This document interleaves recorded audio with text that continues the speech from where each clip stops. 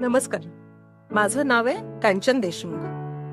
हल्ली आपण बघतो की लोक योगासनं आणि प्राणायाम अगदी रेग्युलरली करताना दिसतात. या योगासनांसोबतच आणखीन एक विषय हल्ली बऱ्याचदा चर्चेत असतो आणि तो म्हणजे ध्यान धारणा, ज्याला इंग्लिशमध्ये आपण मेडिटेशन असंही म्हणतो. काय असतं हे मेडिटेशन आणि का करायचं असतं, त्याने काय साध्य होतं, याबद्दलच मी आज आपल्याला या व्हिडिओद्वारे माहिती देणार आहे. साधारणपणे ध्यान साधना असं म्हटलं की जे दृश्य आपल्या डोळ्यासमोर येतं ते असतं की एखादे ऋषी मुनी डोळे मिटून आसन लावून ध्यानस्थ बसले आहेत. असंच असतं का हे ध्यान लावणं? आणि ते केल्याने नेमका माझा काय फायदा होतो? तर ध्यान ही एक शास्त्रीय प्रक्रिया आहे. हो, बरोबर ऐकलं, शास्त्रीयच प्रक्रिया. तर अध्यात्म वगैरे ही फार पुढची पायरी झाली. तर ध्यान ही शास्त्रीय प्रक्रिया आपल्याला शिकवते माइंडफुलनेस, अर्थात वर्तमानात जगण्याची कला. आता तुम्ही म्हणाल की वर्तमानात जगण्याची कला शिकायची काय गरज आहे? कारण आपण सगळे तर वर्तमान काळातच राहतो ना. बरोबर आहे तुमचं, आपण सगळे वर्तमान काळातच राहतोय. पण शरीराने, आपल्या मनाचं काय? मनाने आपण आहोत का वर्तमानात? अगदी जास्त वेळ नाही, 5-1 मिनिटासाठी आपण आपापल्या मनात डोकावून जरा बघूया काय काय आणि कसले कसले विचार मनात चालू आहेत ते.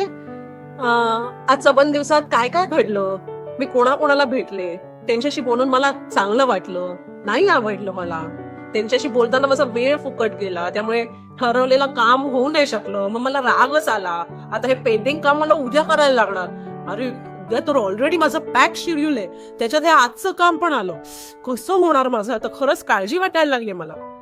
बघा किती वेगवेगळे विचार या 5 मिनिटात आपल्या मनात आले.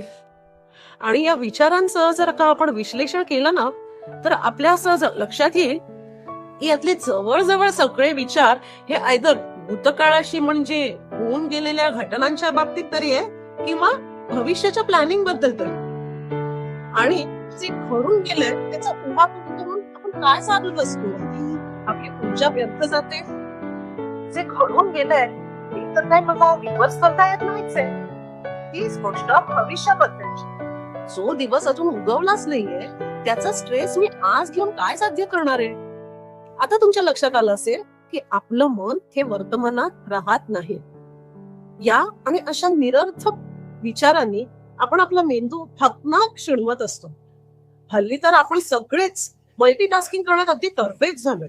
पण तुम्हाला एक खरं सांगू का, आपला मानवी मेंदू हा मल्टीटास्किंग साठी बनलेलाच नाहीये.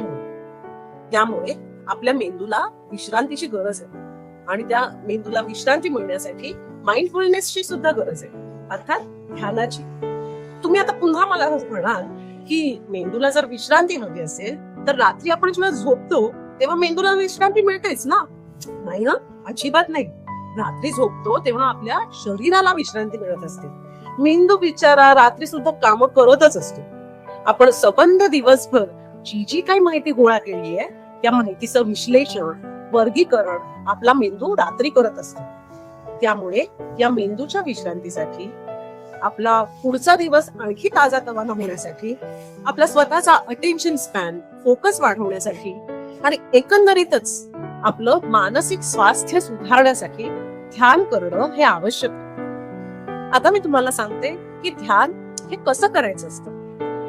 तर ध्यान करण्यासाठी आपण शक्यतो एखादी शांत जागेची निवड करायची आणि शक्यतो दररोज एका ठराविक वेळेलाच ध्यानात बसायचं. आपल्याला जी पोझिशन आरामदायी वाटेल त्या पोझिशन मध्ये बसून आपण ध्यान करू शकतो. या ध्यानाच्या प्रक्रियेत करायचंय काय, तर शांतपणे बसून डोळे बंद करून आपल्या श्वासावर लक्ष केंद्रित करायचं. आपला श्वास कशा प्रकारे आत जातोय, उच्छ्वास कसा बाहेर येतोय हे फक्त निहाळायचं, बस इतकंच. सुरुवात करताना आपण अगदी 5 मिनिटासाठी करू शकतो. हळूहळू आपल्याला वेळ वाढवत नेता येतो. ध्यान करण्यासाठी सातत्य आणि सराव हे अगदी आवश्यक असतं. ध्यान करायला बसल्यावर हळूहळू तुमच्या लक्षात येईल की माझं मन शांत शांत होत चाललंय. काही दिवसांनी हा शांततेचा कालावधी वाढलेला तुम्हाला जाणवेल आणि मग एक अशी अवस्था येईल किंवा तुम्ही एक असीम शांती अनुभवू शकाल. यालाच मेडिटेशनच्या परिभाषेत शून्य अवस्था असं म्हणतात. सुरुवातीला सवय लागेपर्यंत आपल्याला ध्यान लावावं लागतं, पण एकदा सवय झाली की तसं मारून मटकून बसायची गरजच लागत नाही. ध्यान आपसूक लागत जातं. अगदी बसमध्ये, चालत्या ट्रेनमध्ये, गर्दीत सुद्धा ध्यान लागू शकतं. पण जोपर्यंत अशी सवय लागत नाही तोपर्यंत सराव आणि सातत्य हे आवश्यकच आहे. सुरुवातीच्या दिवसात तुम्हाला असं जाणवेल की आपलं शरीर आणि मन जर थकलेलं असेल तर ध्यान करत असताना, ध्यानावस्थेत गेल्यावर आपल्याला झोप येऊ शकते.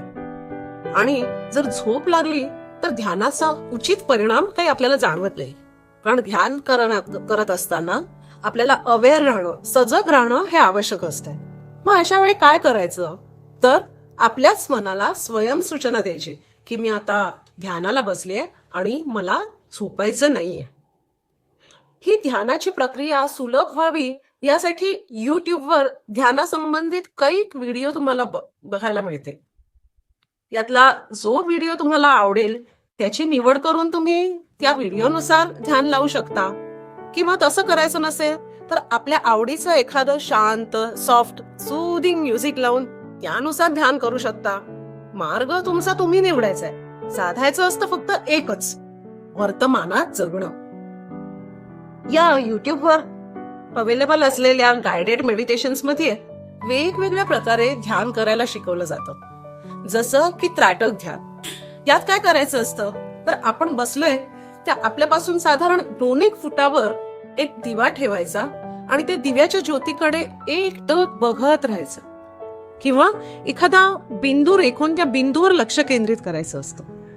हळूहळू आपला फोकस वाढत जातो. आध्यात्मिक दृष्ट्या आपल्या शरीरात 7 चक्र आहेत असं मानलं जातं आणि या प्रत्येक चक्राचं वेगळं ध्यान शिकवलं जातं. आणखीन एक ध्यानाचा प्रकार आहे ज्याला ग्राउंडिंग असं म्हणतात. ग्राउंडिंग मध्ये आपण निसर्गाच्या सान्निध्यात राहतो, जसं की अनवाणी पायाने मातीत किंवा गवतावर चालणं. इथे आपण पृथ्वी तत्वाशी डायरेक्ट कनेक्ट होत असतो. ग्राउंडिंग हे आपण आपल्याला आवडणारी कुठलीही गोष्ट किंवा छंद जोपासतो त्यातूनही होत असतं.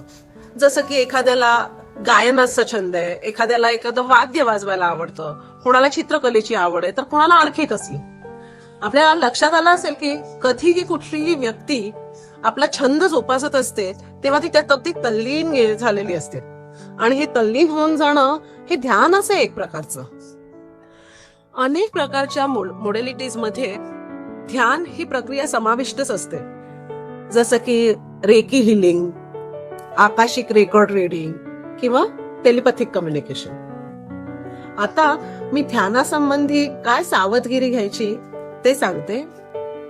ज्या व्यक्तींना नैराश्य किंवा तत्सम काही मानसिक आजार असेल अशा व्यक्तींनी ध्यान करू नये. अशा व्यक्तींनी याबाबत आपापल्या डॉक्टरांचा सल्ला घेणं कधीही श्रेयस्कर असतं. नियमित ध्यान धारणा करणारी व्यक्ती म्हणजे कोणी वैराग्य प्राप्त झालेला साधू संन्यासी नाही, तर आपल्यासारखाच एक पण आत्मविश्वासपूर्ण, सकारात्मक, आपलं काम अधिक एकाग्रतेने करणारा आणि शरीराबरोबरच मानसिक स्वास्थ्यही असणारा असा माणूस असतो.